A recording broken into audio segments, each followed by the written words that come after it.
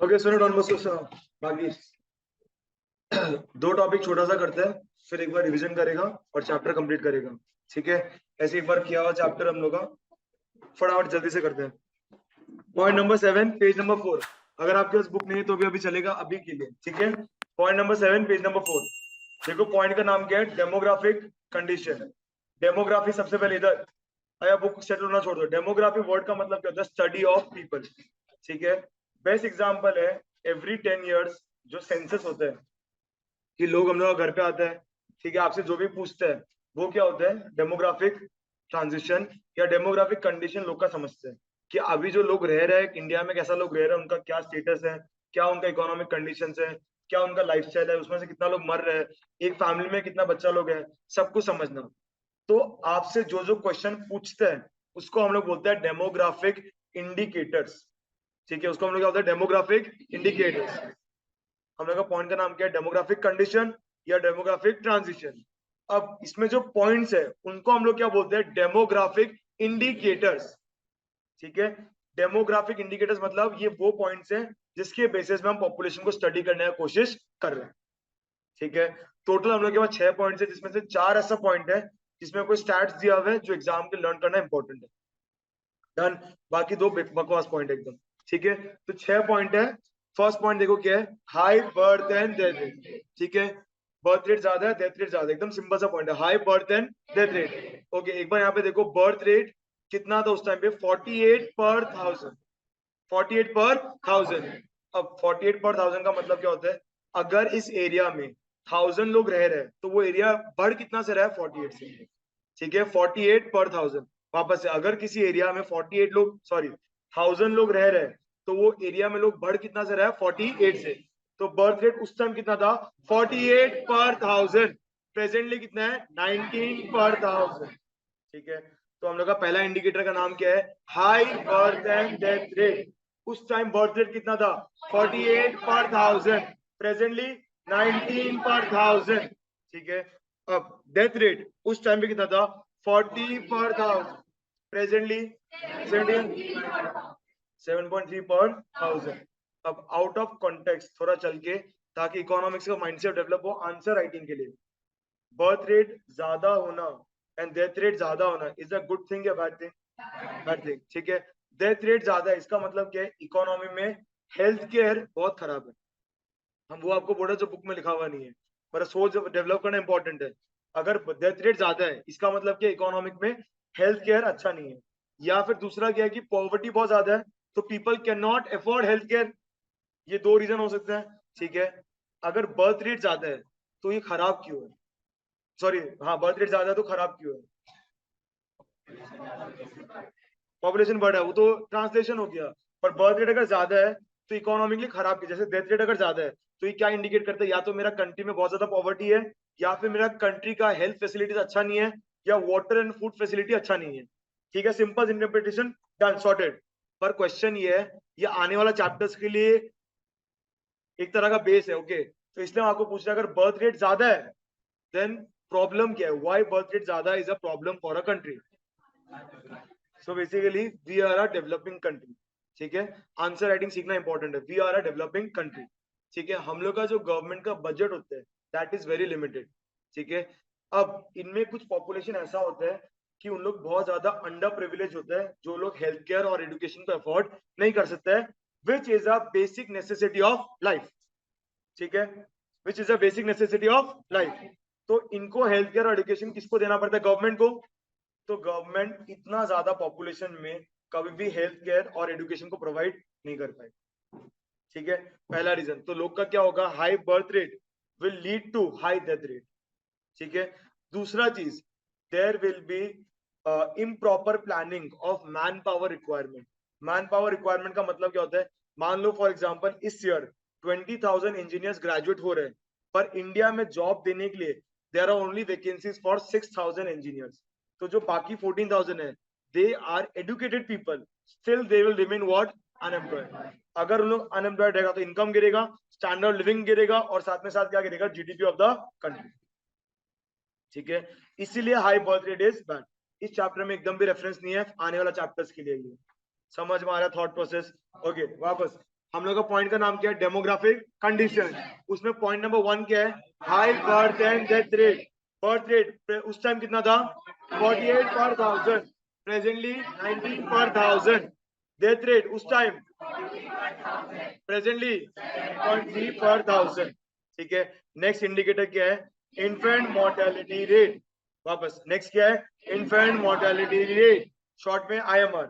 IMR basic meaning, कोई भी child, ठीक है, बर्थ होने के बाद अगर वो अपना फर्स्ट बर्थडे के पहले उसका डेथ हो जाता है तो उसको हम लोग किस रेट में कंसिडर करता है, इन्फेंट मोर्टेलिटी रेट। ठीक है, वापस आपको रिपीट कर रहा है, IMR। IMR का मीनिंग क्या है, कोई भी चाइल्ड अगर उसका 1 ईयर का एज अटेन होने से पहले अगर उसका डेथ हो जाता है तो उसको हम लोग किस में कंसिडर करता है, इन्फेंट मोर्टेलिटी रेट। ठीक है, ये डेफिनेशन है। ओके, उस टाइम इन्फेंट मोर्टेलिटी रेट कितना था, 218 पर 1000। प्रेजेंटली कितना है, 33 पर 1000। ठीक है, वापस IMR उस टाइम कितना था, 218 पर 1000, प्रेजेंटली कितना है, 33 पर 1000। अब इंटरप्रिटेशन, 218 पर 1000 का मतलब क्या होता है, अगर इस ईयर में 1000 बेबीज आर बोर्न तो उसमें से 218 का डेथ हो रहा है। ठीक है, वापस से रिपीट कर रहा है, अगर इस ईयर में 1000 बेबीज आर बोर्न तो उसमें से 218 का क्या हो रहा है, डेथ। IMR ज्यादा होना बेटर है या कम, कम होना बेटर है। ज्यादा क्या इंडिकेट करता है, वापस हेल्थ केयर खराब है, पॉवर्टी ज्यादा है। ठीक है, ओके, दो इंडिकेटर अभी तक पढ़ा। पहला इंडिकेटर क्या था, high birth and death rate. उस टाइम बर्थ रेट, प्रेजेंटली उस टाइम डेथ रेट, प्रेजेंटली। आपका सेकंड पॉइंट क्या था, infant mortality meaning first age के पहले अगर डेथ हो जाना क्या होता है, इन्फेंट मोर्टेलिटी रेट। उस टाइम कितना था, 218 पर 1000, presently. Then third, literacy rate. Okay, अब इस यहाँ पे लिटरेट का मतलब कोई डिग्री नहीं होना है। लिटरेट के लिए आपको क्या होना चाहिए, basic ability to read and write and should be above the age of 7 years। अगर कोई भी इंसान above the age of 7 years है एंड ही और she has the basic ability to read और राइट तो उसको किसमें कंसिडर किया जाएगा, लिटरेट। ठीक है, वापस से सुनो एक बार, कोई भी इंसान जिसका एज है above 7 years, age is above 7 years and has the basic ability to read and write उसको किसमें कंसिडर किया जाएगा, लिटरेट। ठीक है, ओके, स्टैट्स यहाँ पे दिया हुआ है। ओवरऑल लिटरेसी रेट उस टाइम कितना था, 16%। ठीक है, कितना था, 16%। प्रेजेंटली कितना था, 46% इन 2014 टू 15। प्रेजेंट वाला ईयर हम लोग को याद नहीं रखना, इसके लिए चलेगा। ठीक है, तो उस टाइम लिटरेसी रेट कितना था, 16%। Female literacy rate was low as 7%। Done. तो आप बस 3 इंडिकेटर किया था हम लोग। पहला बर्थ रेट उस टाइम, प्रेजेंटली डेथ रेट उस टाइम, प्रेजेंटली। सेकेंड इंडिकेटर उस टाइम, प्रेजेंटली। इंटरप्रिटेशन याद है, अगर 1000 babies are born in this year तो उसमें से कितना का डेथ हो रहा है, 218। ठीक है, third indicator basic ability to above the age of, उस टाइम परसेंटेज, फीमेल। ठीक है, ओके, नेक्स्ट फोर्थ वाला जो लास्ट है, बाकी तो एकदम इजी बकवास। लास्ट वाला क्या है, लाइफ एक्सपेक्टेंसी। ठीक है, क्या पॉइंट है, लाइफ एक्सपेक्टेंसी। ये पॉइंट चैप्टर 4 में रिपीट होगा। ठीक है, वापस पॉइंट क्या है, लाइफ एक्सपेक्टेंसी। इसका सिंपल मतलब क्या होता है, एवरेज ईयर्स जितना कोई इंसान से एक्सपेक्टेड है कि वो जिएगा। ठीक है, average number of years expected कि इंसान जिएगा। उस टाइम कितना था, 32 years, प्रेजेंटली 69 years।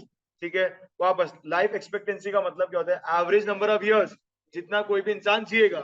ठीक है, उस टाइम कितना था, 32 years, प्रेजेंटली। ये ज्यादा बेटर है, कम बेटर है, ज्यादा बेटर है। ये कैसे बेटर है, ज्यादा। तो 4 इंडिकेटर, बाकी तो एकदम बकवास पॉइंट। पहला बर्थ रेट उस टाइम, प्रेजेंटली। डेथ रेट उस टाइम, प्रेजेंटली। सेकेंड इंडिकेटर उस टाइम,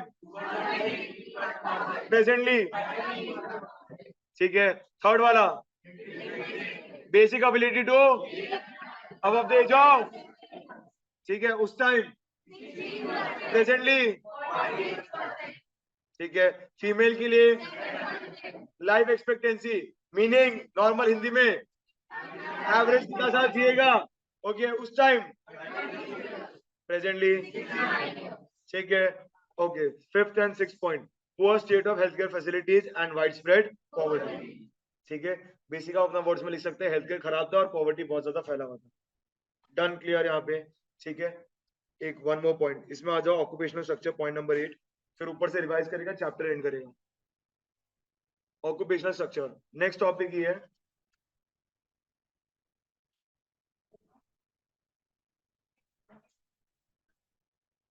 ये 14-15 का दिया भाई, ये प्रेजेंट वाला हम लोग को नहीं किया थे। ओके, एक बार ध्यान से सुनो, हम लोग का पॉइंट क्या है, ऑक्यूपेशनल स्ट्रक्चर, ठीक है। पॉइंट क्या, ऑक्यूपेशनल स्ट्रक्चर, एक बार समझ लो, 2-3 वर्ड, इसका आंसर राइटिंग में डिफिकल्टी होते हैं। अगर क्वेश्चन आता है ऑक्यूपेशनल कॉम्पोजिशन, तो भी मीनिंग सेम है, ठीक है। अगर आपको याद रखना है तो अपना बुक में स्ट्रक्चर में स्लैश देखिए, कॉम्पोजिशन लिख लो, ठीक है। नॉर्मल एनसीईआरटी में क्वेश्चन है ऑक्यूपेशनल कॉम्पोजिशन, तो मीनिंग इज सेम, स्ट्रक्चर हो या कॉम्पोजिशन हो, वहां पे स्लैश देखिए, स्ट्रक्चर लिख लो, कॉम्पोजिशन लिख लो, सॉरी।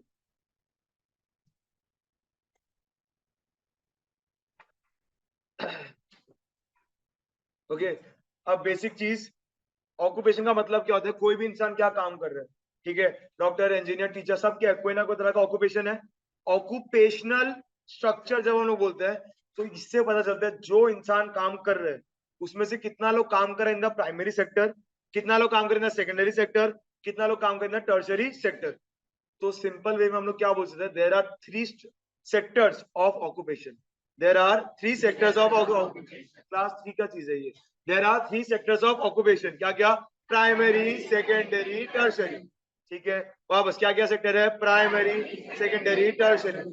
अब बात बताओ, प्राइमरी में क्या क्या आता है, एग्रीकल्चर, एक एक जो सुनेगा वो हम बोलेगा, एग्रीकल्चर, फिशिंग, क्या, माइनिंग, ठीक है। ये सारा किसमें आता है आपका, प्राइमरी, ठीक है।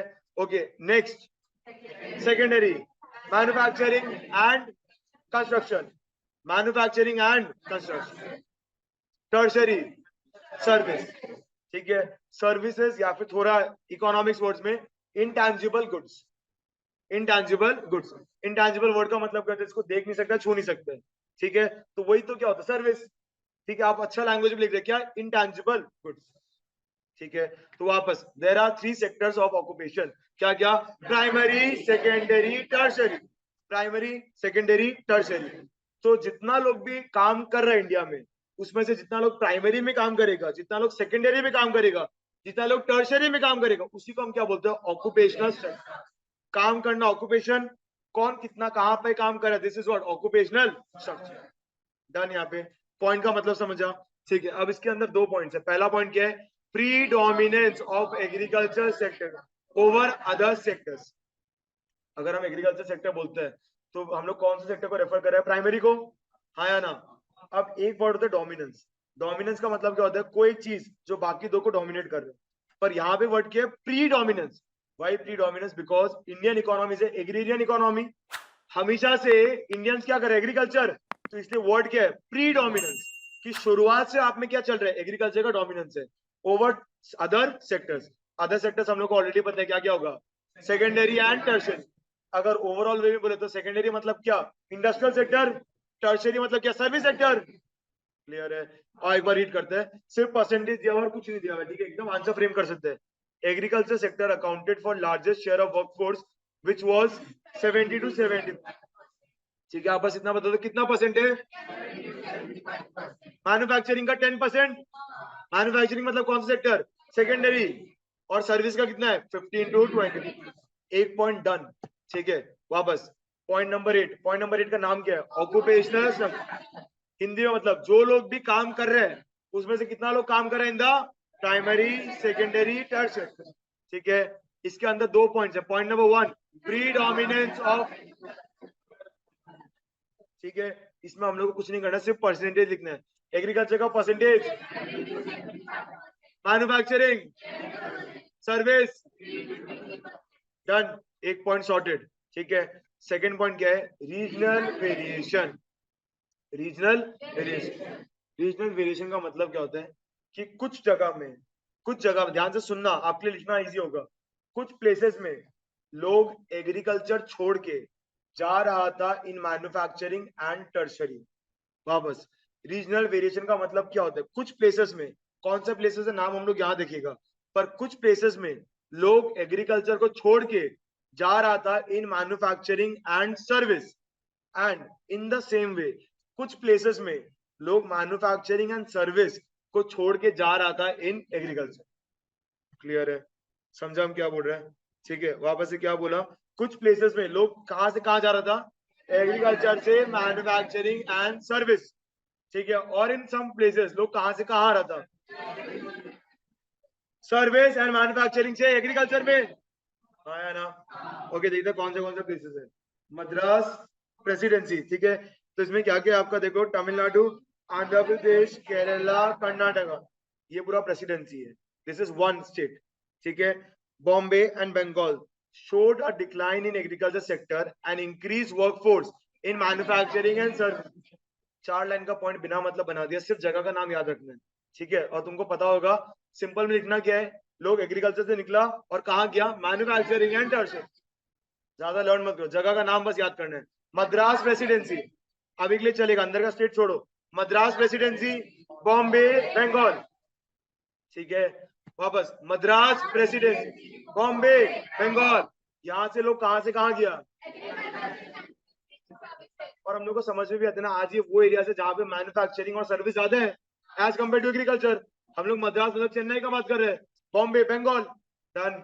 ओके, नेक्स्ट वाला, there was an increase share of workforce in agriculture in state such as Odisha, Rajasthan, Punjab. Very obvious point, क्या क्या 3 स्टेट्स है? ओडिशा। डन। ठीक है, एक बार हम लोग का पॉइंट का नाम क्या है? Occupational structure. मीनिंग क्या होता है? जो लोग भी काम कर रहे हैं, कितना लोग काम कर रहे हैं? In the primary, secondary, tertiary. ये इंट्रोडक्शन लिखना है हम लोग को। डन। इसके अंदर कितना पॉइंट्स है? पहला point, predominance of agriculture sector over other sector. ठीक है, सिर्फ परसेंटेज है, उसको फ्रेम करके लिखना वर्ड्स में। एग्रीकल्चर का परसेंटेज, मैन्युफैक्चरिंग, सर्विस। डन, ये हो गया। फिर नेक्स्ट पॉइंट क्या था? Regional variation. मतलब पहला 3 जगह ऐसा है जहां पे लोग कहां से कहां जा रहे हैं। ठीक है, नेक्स्ट में 3 ऐसा जगह है जो लोग कहां से कहां जा रहे हैं? सर्विस से एग्रीकल्चर। ठीक है, अब जहां पे इंडस्ट्री में बढ़ रहा है, क्या क्या था? मद्रास प्रेसिडेंसी, बॉम्बे, बंगाल। ठीक है, मद्रास, बॉम्बे, बंगाल। अब एग्रीकल्चर कहां कहां बढ़ रहा है? ओडिशा, राजस्थान, पंजाब। डन यहाँ पे। ठीक है, अब शुरू से चैप्टर एंड करने से पहले एक बार रिवीजन करते हैं। ठीक है, बेसिक सा 2 टॉपिक बस बाकी है, आराम से। सबसे पहले, ये चैप्टर कौन सा टाइम पीरियड है? बिफोर, आराम से अब आंसर करो, बिफोर 1947। अगर हम इकोनॉमी वाइज बात करें तो ये कौन सा इकोनॉमी है? Simple economy. सिंपल इकोनॉमी जहां पे कितना सेक्टर है? क्या क्या? Household and firm. Government क्यों नहीं है? Because we are ruled by British government. Pre independence area है। ठीक है, we are ruled by British government. अब British government treated Indian economy as a dash. Feeder economy वो होता है जो, ध्यान से सुनना, क्या खिला रहा था? किसको? किसको?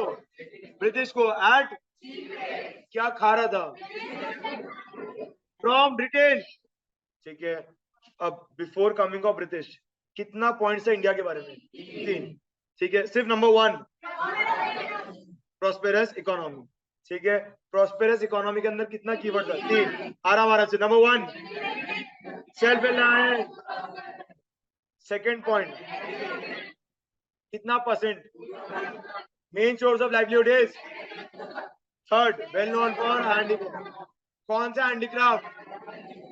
वेल नोन क्यों? And high standards of craftsmanship. Done यहाँ पे। उसके बाद इंडियन इकोनॉमी को जज करने के लिए कुछ लोग आया था, उन लोग था हम लोग का फ्रीडम फाइटर्स। ठीक है, तो उन लोग में से बेस्ट रिजल्ट किसका था? क्या टूल्स यूज किया था? नेशनल इनकम कितना था, पर कैपिटा इनकम, डन। फिर एक बहुत बड़ा टॉपिक था एग्रीकल्चर, ठीक है, कितना परसेंट पॉपुलेशन रह रहा है rural area, still agriculture phase, ऐसे आंसर लिखना हम लोग को। Meaning of stagnation, lack of growth या नो डेवलपमेंट, बोलो मीनिंग ऑफ स्टैग्नेशन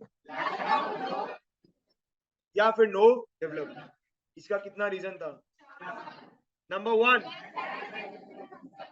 ठीक है, फिल इन द ब्लैंक, ध्यान से सुनना, इसको हिंदी में क्या बोलते हैं, यहाँ पे कितना पार्टीज होते हैं, फर्स्ट कौन है, बीच में कॉज, इसको चैप्टर 2 में क्या बोलेगा, इंटरमीडिएट, वेरी इंपॉर्टेंट, चैप्टर 2 में क्या बोलेगा, ठीक है, थर्ड आदमी, ठीक है, कौन कौन फ्रेंड्स है, कौन पैसा कलेक्ट करते हैं, इन द फॉर्म ऑफ, उसमें से जमींदार क्या रखता है, ब्रिटिश गवर्नमेंट क्या लगता है, इसका लगान का मीनिंग क्या था, रेंट एंड, डन, ठीक है। Second point, shift from dash to dash, food crop to cash crop, क्या इसमें फार्मर्स को फायदा हुआ था क्या, याद अच्छा से डिस्कस किया था, ठीक है। Third point, low level of productivity, इसके अंदर 3 पॉइंट्स है, लो लेवल ऑफ टेक्नोलॉजी, आराम से, low level of, lack of, negligible use of fertiliser, ठीक है। फिर क्या था, स्कैरसिटी ऑफ, स्कैरसिटी का मतलब क्या होता है, कमी, स्कैरसिटी ऑफ, तो ऐसा चीज था जिसमें कम इन्वेस्टमेंट किया था, क्या क्या, एग्रीकल्चर, 3 ऐसा था जिसमें बिल्कुल नहीं किया था, flood control, drainage, terrace farm, ठीक है, वापस फ्लड कंट्रोल, ड्रेनेज, डन यहाँ पे। फिर हम लोग क्या था, फॉरेन ट्रेड, फिर क्या था, फॉरेन ट्रेड, फॉरेन ट्रेड का basic meaning import and export, import and export, ठीक है। पहला पॉइंट हम हेल्प कर रहे हैं, सिर्फ fill in the blanks, exporter of, importer of, ठीक है, प्राइमरी और फिनिश गुड्स क्या होता है हम लोग को पता है। सेकंड पॉइंट, मोनोपोली कंट्रोल, सिर्फ फिल इन द ब्लैंक चलेगा, कितना percent trade was restricted to Britain, more than 50%, ठीक है, बाकी सेलन, चाइना, पर्शिया, ठीक है। अब एक कैनल बना था in the year which avoided to sail around dash and served the direct route from dash to dash, हो गया ये। फिर इंडिया का जो सरप्लस था उससे इन लोग 3 खर्चा किया था, पहला था एडमिनिस्ट्रेटिव एक्सपेंस इन ब्रिटेन, ठीक है, war fought by and import invisible items such as banking, health care, insurance, done, ये भी हो गया। उसके बाद आज का पॉइंट क्या हम लोग, डेमोग्राफिक स्ट्रक्चर, डेमोग्राफी का मतलब क्या होता है, स्टडी ऑफ पीपल या स्टडी ऑफ पॉपुलेशन, इसमें जो पॉइंट्स हम लोग यूज कर रहे हैं दे आर कॉल्ड डेमोग्राफिक, ठीक है। पॉइंट नंबर 1, उस टाइम कितना था, प्रेजेंटली कितना है, डेथ रेट उस टाइम, प्रेजेंटली, ठीक है। IMR, infant mortality rate, meaning first year attain करने से पहले किसी का डेथ हो जाना है, किसमें आ जाएगा, इन्फेंट मोर्टेलिटी रेट, उस टाइम, प्रेजेंटली, ठीक है। नेक्स्ट वाला, basic ability to above the age of 7 years, ठीक है, उस टाइम परसेंटेज, प्रेजेंट, ठीक है, फीमेल, ठीक है। नेक्स्ट पॉइंट क्या था, मतलब कितना साल जिएगा उस टाइम, प्रेजेंटली, ठीक है। 2 और पॉइंट था, वाइड स्प्रेड पॉवर्टी और पुअर, ठीक है, डन। यहाँ पे लास्ट एक और किया गया हम लोग आज, ऑक्यूपेशनल स्ट्रक्चर, मीनिंग जो लोग भी काम कर रहे हैं उसमें से कितना लोग, रुको, उसमें से कितना लोग काम कर रहे हैं in the primary, secondary, tertiary, ठीक है। अब इसमें 2 पॉइंट्स है, point number 1, predominance of agriculture sector over other sectors, अब एग्रीकल्चर का परसेंटेज, मैन्युफैक्चरिंग का, service, done. Next point, pause, हम बोलेगा बस सुनेगा। यहाँ पे पहला 3 ऐसा प्लेस है जहां पे लोग एग्रीकल्चर से जा रहे हैं इन मैन्युफैक्चरिंग एंड सर्विस, ठीक है। और नेक्स्ट में कुछ ऐसा प्लेस है जो लोग मैन्युफैक्चरिंग एंड सर्विस से आ रहे हैं एग्रीकल्चर में। पहला 3 प्लेस का नाम, मद्रास, मद्रास प्रेसिडेंसी, बॉम्बे, ठीक है। नेक्स्ट वाला उड़ीसा, उड़ीसा, राजस्थान एंड पंजाब, डन यहाँ पे, ठीक है। और यहाँ पे साथ में इंफ्रास्ट्रक्चर कर लेते हैं। नेक्स्ट पॉइंट, पॉइंट नंबर 9,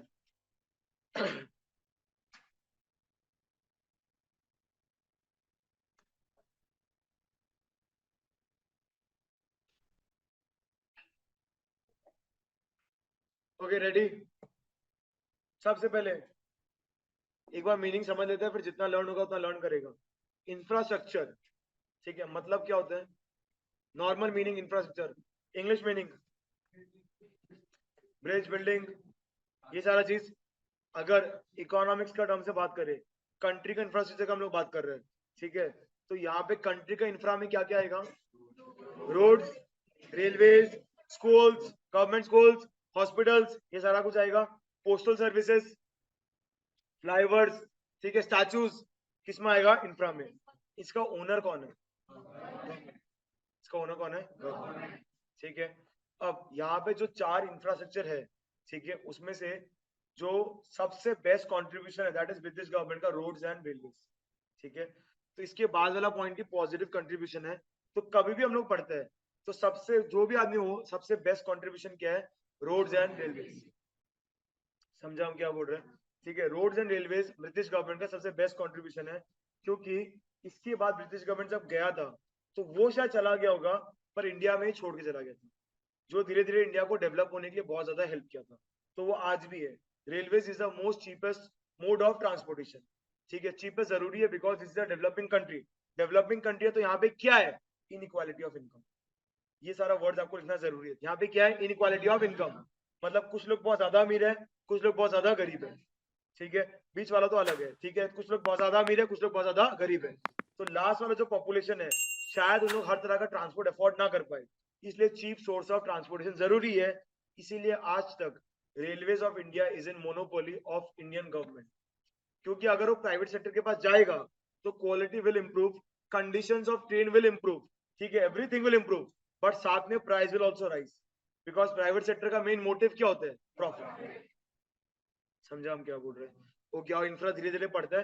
पहला वाला क्या है? रोड्स। पहला वाला क्या है? रोड्स। ये सारा इंफ्रास्ट्रक्चर जितना भी पॉइंट्स है, सारा ब्रिटिश गवर्नमेंट डेवलप किया है अपना बेनिफिट के लिए, ठीक है। जब भी हम लोग चैप्टर 1 में पॉइंट नंबर 9 तक हम लोग ब्रिटिश गवर्नमेंट के बारे में जो भी पढ़ रहे हैं या जो भी आंसर लिख रहे हैं, that is always in the negative way. तो यहाँ पे अगर हम रोड्स बोल रहे हैं, तो यहाँ पे जो रोड्स बनाया है या रेलवेज बनाया है, तो आप माइंडसेट रखो कि ब्रिटिश गवर्नमेंट किसके लिए बनाया है? अपने लिए। Done, okay. आओ पढ़ते हैं एक बार। रोड्स, सबसे पहले roads were built to serve the interest of mobilising. Mobilising का मतलब क्या होता है? मूवमेंट, ठीक है। याद नहीं रहेगा तो लिख लो। मोबिलाइजिंग का मतलब क्या होता है? मूवमेंट, ठीक है। किसको मोबिलाइज करना है? Mobilising the army and shifting of raw materials, ठीक है। तो रोड्स का पहला आपको 2 यूसेज बता दिया कि रोड्स क्यों आया। अगर आप ऐसे पढ़ेगा तो आपको लर्न नहीं करना पड़ेगा। रोड्स का 2 usage, mobilising the army and shifting of, ठीक है। नॉर्मल इतना इंग्लिश तो आता है ना, the roads were built to mobilise the army and shifting of raw materials, ठीक है। वापस, ब्रिटिश गवर्नमेंट इंफ्रास्ट्रक्चर में सबसे पहले क्या बनाया? रोड्स। रोड्स क्यों बनाया? Mobilising the army and shifting of raw materials, ठीक है। There was shortage of all weather roads. All weather roads का मतलब क्या होता है? जो बारिश में खराब नहीं होते, ठीक है। ये ब्रिटिश गवर्नमेंट पक्का रोड्स, जिसको हम लोग हिंदी में पक्का रोड्स बोलते हैं, पक्का रोड क्यों नहीं बनाता था? बिकॉज उनका बस एक ही पर्पस था, क्या? मोबिलाइजिंग द आर्मी या शिफ्टिंग ऑफ रॉ मटेरियल, ठीक है। तो लोग कभी भी ऑल वेदर रोड्स नहीं बनाता, बारिश आया खराब हो गया उनको मतलब नहीं है, ठीक है। There was a acute shortage of all weather roads for reaching rural areas, this affected rural people during the rainy season. Done. अब ऊपर वाला पॉइंट में देखो, एक वर्ड बोला हुआ है shifting of raw materials. Raw materials को कहां से कहां शिफ्ट करना है, थोड़ा स्मार्टली पहले सोचना। यहाँ से ब्रिटेन मत बोलना, यहाँ से ब्रिटेन मत बोलना, नीचे से पानी है बीच में, ठीक है, लैंड नहीं है। पोर्ट्स, टू द पोर्ट्स, ठीक है। तो रॉ मटेरियल को कहां से कहां शिफ्ट करना है, टू द पोर्ट्स। डन, वापस ओके। पहला इंफ्रास्ट्रक्चर का नाम क्या है, रोड्स, ठीक है, पहला इंफ्रा का नाम क्या है, रोड्स। आप मेरे तरह लर्न करो, रोड्स हमेशा ब्रिटिश गवर्नमेंट इसमें जो भी बनाया अपने लिए बनाया है। तो रोड्स का दो पर्पस था, mobilizing the shifting of raw material. Done. इससे गांव का लोग को बहुत प्रॉब्लम है, because there was shortage of, acute shortage, ये सब वर्ड नहीं लिखा तो भी चलेगा, there was shortage of all weather roads, इसलिए गांव का पीपल को बहुत ज्यादा क्या होता है, प्रॉब्लम। डन, ठीक है। नेक्स्ट इंफ्रा का आइटम देखो क्या है, यहाँ पे एक टू करेक्शन करना है। अब बोर्ड में देखो, सेकंड वर्ड जो है ना वो होगा ब्रोक, सेकंड वर्ड ब्रोक, और उसी पॉइंट में जो सेकंड लाइन है that will be promoted. Book में करेक्ट कर लो, ब्रोक होगा और प्रमोटेड होगा, broke and promoted. Done, okay. सबसे पहले रेलवे से आया कब था, 1850s, 1850 रेलवे से आया कब था, 1850। लेकिन अगर कोई पूछे फर्स्ट ट्रेन कब चला था, ठीक है, ये हम लोग जाके भी पीछे लिख रहे 1853। फर्स्ट ट्रेन कब चला था, 1853। हम लोग 1850s बोलते हैं ताकि वो पूरा 50s कवर हो जाता है उससे, ठीक है। पर फर्स्ट ट्रेन कब चला था, 1853, ठीक है। फर्स्ट ट्रेन कब चला था, 1853, ओके। और रेलवेज पढ़ते हैं, रेलवेज ब्रिटिश गवर्नमेंट किसके लिए बनाया है, अपने लिए, ठीक है। वापस, it broke geographical barriers and promoted national integration, ठीक है। ध्यान से समझो पॉइंट का मतलब क्या है। अब इंडिया में फोर साइड्स है क्या, नॉर्थ ईस्ट साउथ वेस्ट, ठीक है। सबका अपना अपना कुछ कुछ स्पेशल कल्चर्स है, कुछ कुछ सबका स्पेशल आइटम्स है, स्पेशल क्रॉप्स है, सब कुछ है।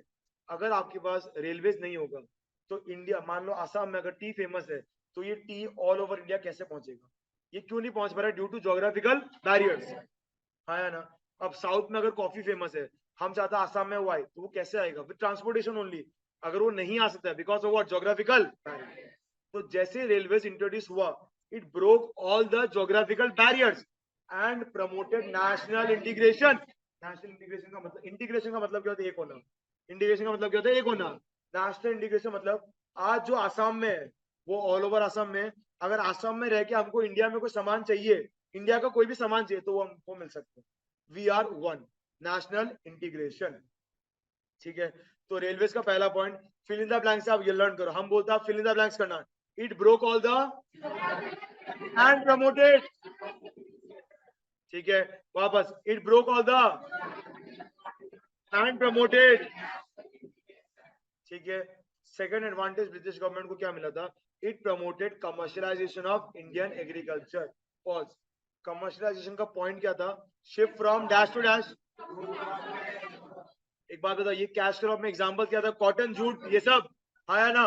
फॉरेन ट्रेड में हम लोग पढ़ के आए हैं, एक्सपोर्टर ऑफ प्राइमरी प्रोडक्ट्स, आया ना। एक्सपोर्ट ऑफ प्राइमरी प्रोडक्ट्स तक चलेगा हमको, एक्सपोर्टर ऑफ प्राइमरी प्रोडक्ट्स। तो अगर फार्मर्स लोग कैश क्रॉप ग्रो कर रहे हैं तो उसको पोर्ट्स तक तो लेके जाना पड़ेगा ना, क्योंकि क्या करना है हमको, एक्सपोर्ट, आया ना। तो ऐसे कमर्शियलाइजेशन बढ़ा, ठीक है। तो it promoted commercialization of Indian agriculture which adversely affected the comparative self-sufficiency of the village economies in Indians। कैसे अफेक्ट किया, सारा सामान उनसे ले लेता था और जाके किसको दे देता था, ब्रिटेन को, ठीक है। तो आप खुद पे अब निर्भर नहीं हो सकते, ठीक है। वापस, रेलवेज के अंदर, रेलवेज कब आया था, 1850s, ठीक है।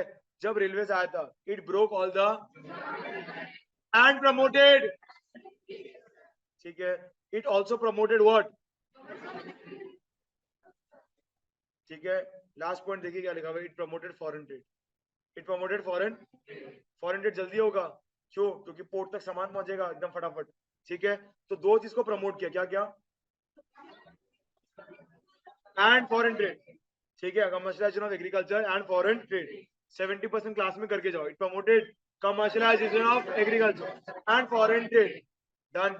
रेलवे से आया कब था, 1850s। It broke all the and promoted, ये दो ही है जो इंफ्रास्ट्रक्चर में हार्ड है, ठीक है। वापस, इंफ्रा में दो इंफ्रा का हम लोग बात कर लिया, पहला क्या था, रोड्स। पॉज, जितना भी इंफ्रा ब्रिटिश गवर्नमेंट अपना बेनिफिट के लिए बनाया है, तो पहला वाला क्या है, रोड्स, आया ना? अब रोड्स दो पर्पस था, shifting of and mobilising the, done. Shortage of, किसको परेशानी हुआ था? ठीक है, इसको बस फ्रेम करना है। Next second point, railways.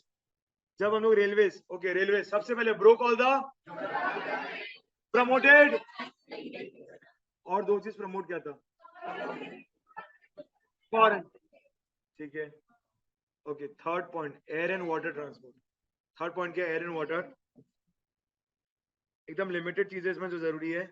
सबसे पहले जो कीवर्ड्स हम चाहते हैं कि एकदम आपको पता ही हो, एक ओडिशा में, यहाँ सुनो बुक में मत देखो, एक ओडिशा में कोस्ट कैनल बिल्ड किया था। क्या बिल्ड किया था? Coast canal. पर वो फेल्ड हो गया due to huge cost, due to huge cost. वो बेसिकली कंपीट नहीं कर पाया विद रेलवे। ठीक है, एक कैनल जैसे स्विस कैनल था, वो अलग है, वो इंडिया में नहीं है, वो इंडिया के बाहर है। ठीक है, वो बिल्ड किया था इन द ईयर 1869, पर उड़ीसा का ईयर पर हम लोग को कुछ दिया हुआ नहीं है। एक कैनल बिल्ड किया था, पर ये कैनल ज्यादा हेल्पफुल नहीं था, it failed in operational terms. क्या वर्ड है? It failed in operational terms, क्योंकि वो किससे कंपीट नहीं कर पाया? रेलवे, बिकॉज रेलवे सबसे ज्यादा क्या है? चीप। डन यहाँ पे। ठीक है, अब there are two kind of waterways.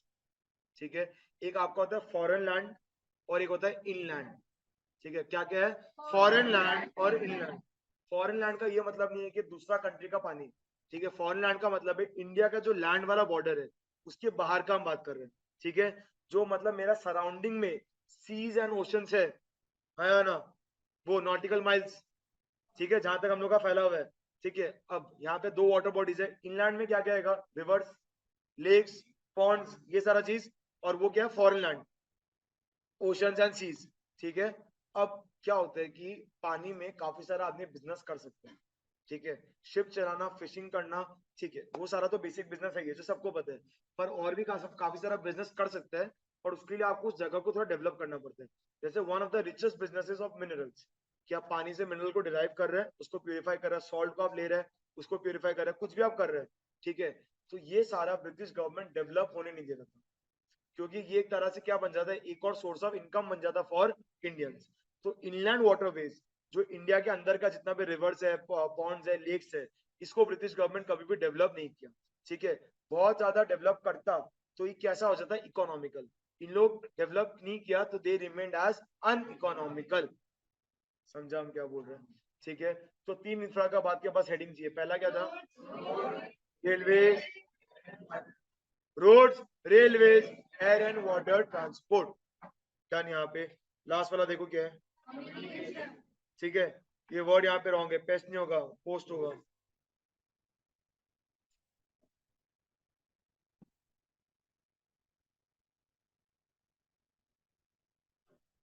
Post.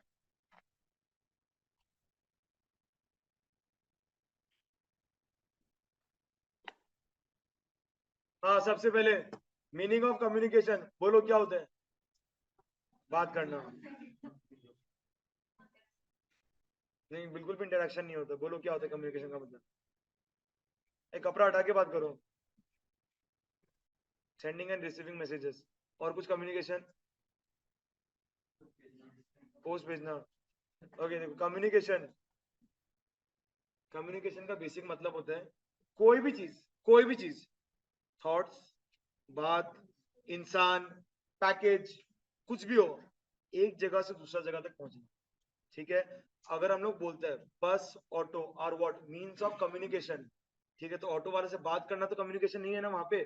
ठीक है, auto bus are means of communication. इसका मतलब क्या? ऑटो आपको एक जगह से दूसरा जगह लेके जा रहे हैं। ठीक है, तो अगर हम आपको कुछ बोल रहे हैं, मेरा बात अगर आप तक पहुंच रहा है, ये भी क्या हो रहा है? कम्युनिकेट हो रहा है।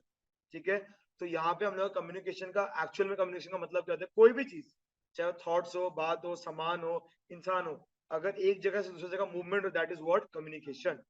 जो सोर्स उसको ये करने के लिए हेल्प करते हैं, दैट इज कम्युनिकेशन। ठीक है, ओके, यहाँ पे एक बार पढ़ते क्या बोल रहे हैं? पोस्ट एंड टेलीग्राफ, वो वर्ड पोस्ट होगा। Post and telegraph were the popular means of communication. Expensive system, ये इंपॉर्टेंट है जो हम लोग को चाहिए। Expensive system of electric telegraph. ठीक है, electric telegraph serve the purpose, serve the purpose of maintaining law and order.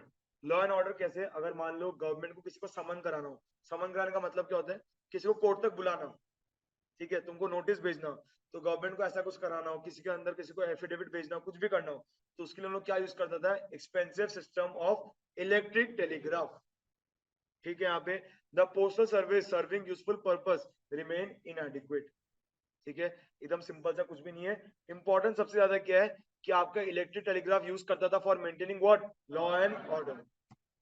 Done. तो इंफ्रा में टोटल कितना पॉइंट्स है, 4। पॉइंट नंबर 1 क्या था, रोड्स, ठीक है, रोड्स क्यों बनाया था, to mobilise the army and done. यहाँ पे अब there was shortage of, next वाला पॉइंट क्या था, railways broke all the and promoted, और दो चीज को प्रमोट किया था, and shifting of, sorry commercialization of agriculture and foreign trade, ठीक है। थर्ड वाला क्या था, एयर एंड वाटर ट्रांसपोर्ट, एक कैनल बिल्ड हुआ था, in fail to compete with, ठीक है, fail due to operational cost, ठीक है। कम्युनिकेशन, कहां पे इलेक्ट्रिक टेलीग्राफ किसके लिए यूज किया था, लॉ एंड ऑर्डर, समझ में आया, ठीक है। खत्म कर ले चैप्टर फटाफट, बोलो शक्ति है ना, और पॉजिटिव कंट्रीब्यूशन कितना पॉइंट्स है, 5। ओके फोकस, सुनो, हेडिंग्स इंपॉर्टेंट है, अंदर में कुछ भी नहीं लिखा हुआ है, 5 पॉइंट सिर्फ हेडिंग्स इंपॉर्टेंट इसमें। इधर वापस, पहला वाला क्या है, कमर्शियल आउटलुक ऑफ द, ये पॉइंट कल डिस्कस किया था, याद है, मतलब परसों last class, commercial outlook of the farmers. Second, pause, अभी अभी ब्रिटिश गवर्नमेंट क्या डेवलप कर दिया, roads and railways, roads and, उसके वजह से हर जगह पे रॉ मटेरियल्स पहुंचाना क्या हो गया है, इजी, ठीक है। थर्ड वाला, कंट्रोल ऑफ फेमाइन, सबसे पहले what do you mean by famine, भूखमरी, सिंपल में फेमाइन का मतलब क्या होता है, भूखमरी, कोई ऐसा जगह जहाँ पे फूड शॉर्टेज हो गया और लोग भूखमरी के कारण क्या हो रहा है, मर रहे हैं, ठीक है। अब ओके, फेमाइन कंट्रोल कैसे हुआ, मान लो तुमको पता है कि कोई जगह में ऐसा फेमाइन होने वाला है, ठीक है, आज का डेट में, तो दूसरा नेबरिंग स्टेट उसको खाना भेज सकते हैं, लेकिन अगर ऐसा रोड्स ना हो, रेलवेज ना हो, तो क्या फेमाइन कंट्रोल करना पॉसिबल है क्या, नहीं, ठीक है। तो सारा इंफ्रास्ट्रक्चर का ही पॉइंट्स है। उसके बाद क्या सिस्टम है, ठीक है, ओके पॉज, ध्यान से सुनो, 3 सिस्टम आया, अभी कौन सा सिस्टम है, मॉनेटरी सिस्टम। सबसे पहले रिलेटेड किससे है, कि अगर हम आपको पैसा दे रहे हैं, आप हमको सामान दे रहे हैं, ठीक है, सामान, पैसा दे रहे हैं, सामान दे रहे हैं, ये क्या, मॉनेटरी सिस्टम। बार्टर सिस्टम क्या था, goods are exchange for goods, ठीक है। अब उसमें कुछ कुछ प्रॉब्लम्स था, इसकी वजह से बार्टर सिस्टम बन गया monetary system of exchange, clear. इन सबके बीच में एक और सिस्टम आया था जिसको हमने बोलता था कॉइनेज, ठीक है, बुक में उसका रेफरेंस कहीं पर भी नहीं है, बस एक्स्ट्रा नॉलेज के लिए आपको हम बोल रहे हैं, उसको हम लोग क्या बोलते थे, कॉइनेज। तो barter system, sorry barter system और मॉनेटरी सिस्टम के बीच में आया था कॉइनेज। तो कॉइनेज बेसिकली क्या था, जब इंडिया में गवर्नमेंट नहीं था, राजा महाराजा लोग था, ठीक है, अलग अलग प्लेस पे अलग अलग राजा लोग जो रूल करता था, तो उनका सिस्टम क्या था, अगर मान लो कोई किंग है, ठीक है, उसका कोई एरिया है, ठीक है, वो जहाँ पे रूल कर रहा है, तो उसके लिए वहां पे लोग उसका मुंह का फेस का कॉइन यूज करता था, जिसको हम लोग बोलता था मोहर। मोहर का मतलब क्या होता है, अगर आप कोई भी चीज किसी पे इम्प्रिंट कर दे तो वो क्या बन जाता है, मोहर, ठीक है।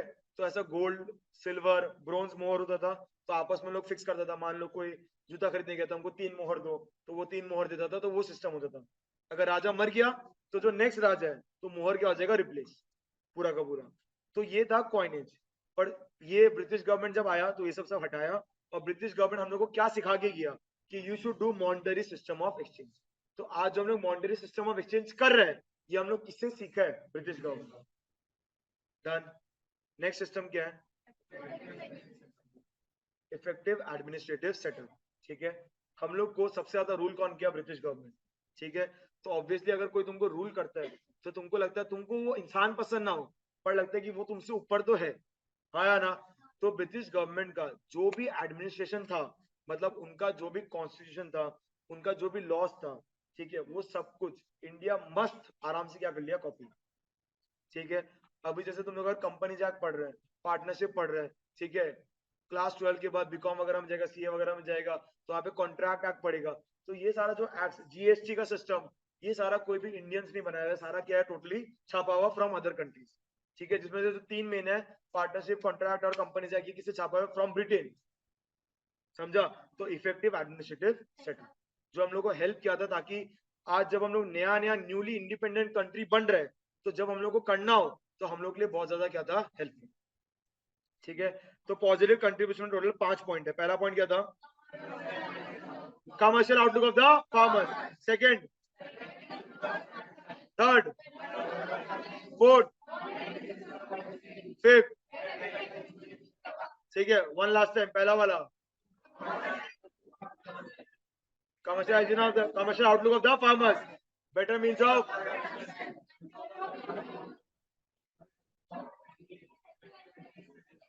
Effective administrative setup. समझ में आया हम क्या बोल रहे हैं। अब इस चैप्टर में देखो, ये इंडियन इको का हर चैप्टर के लिए कॉमन है। ओके, चैप्टर का एंड में देखो क्या है, एडिशनल पॉइंट्स एंड फैक्ट्स। ठीक है, ये वो चीज है which is required for 1 markers, MCQ, fill in the blanks, कोई भी चीज के लिए। एडिशनल पॉइंट्स एंड फैक्ट्स, इसमें कुछ भी चीज हाईफाई समझने जैसा नहीं है, सिंपल में कुछ कुछ फैक्ट्स है, जैसे कि muslin is a cloth fabric originated in Bangladesh around Dhaka, तो सिर्फ आपको मस्लिन नाम याद रखना है। डन। चैप्टर का एंड में यहाँ पे टाइमलाइन है, जिसको थोड़ा करेक्ट करने का जरूरत है। एक बार आ जाओ वहां पे,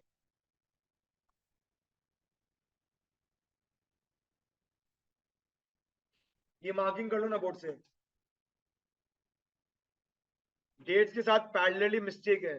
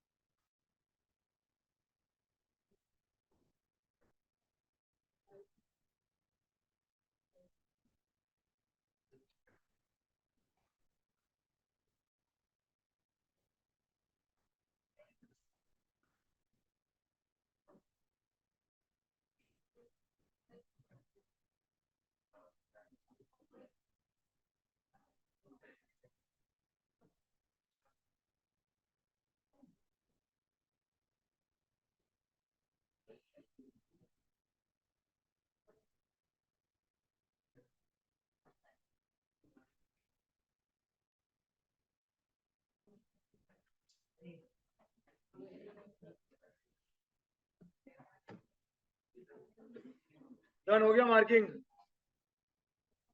अभी भी इंडस्ट्री बाकी है।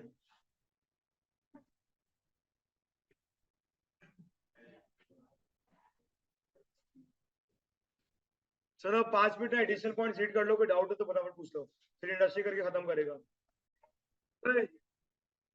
पढ़ लिया एडिशनल पॉइंट, बहुत बढ़िया लगा। हाँ, इंडस्ट्रियल सेक्टर, एक क्लास कल आना है बस ये करने के लिए, कल के बाद तो छुट्टी है, छोटा सा ही है। सुनो, इंडस्ट्रियल सेक्टर, और ये वंस मोर ये क्वेश्चन, व्हाट इज इंडस्ट्री? बोलो बोलो जल्दी, अरे बोलो, व्हाट इज इंडस्ट्री? यहाँ सामान बनता है। What is factory? Specified line of business, तुम लोग एक बार बोला हुआ है। इंडस्ट्री का मतलब क्या होता है? Specified line of business. तो सुनो, इंडस्ट्री में, सॉरी, इकोनॉमिक्स में 2 चीज होते हैं। ठीक है, one is firm, one is industry. ये सब चीज इधर का नहीं है, ये सब चीज बचपन में माइक्रो इकोनॉमिक्स से पढ़ने का चीज है। सुनो ध्यान से, इकोनॉमिक्स में 2 चीज होता है, one is firm, one is industry. ठीक है, अगर फॉर एग्जाम्पल एप्पल, एप्पल अगर एक फर्म है, ठीक है, तो पूरा मोबाइल फोन क्या है? इंडस्ट्री। ठीक है, होंडा अगर एक ब्रांड है, मतलब सिंगल ब्रांड का कार है, ठीक है, तो वो क्या है? फर्म। ठीक है, वो क्या है? फर्म। अकाउंटिंग वाला फर्म नहीं, वो क्या है? फर्म। लेकिन सारा जो कार्स का ब्रांड है उसको हम लोग साथ में क्या बोलेगा? Automobile industry. समझ में आया हम क्या बोल रहे हैं? ठीक है, तो इंडस्ट्रियल सेक्टर, इंडस्ट्री का मतलब क्या होता है? स्पेसिफाइड लाइन ऑफ बिजनेस, जहां पे हम लोग का काम होता है, दैट इज आवर फैक्ट्री। ठीक है, डन। ओके, अब यहाँ पे इतना इन लोग इजीली इंडस्ट्रियल सेक्टर क्यों बोल दिया? बिकॉज इंडिया में there was only one industry, वो क्या था? Handicraft industry. ठीक है, आप समझो ये सारा पॉइंट्स।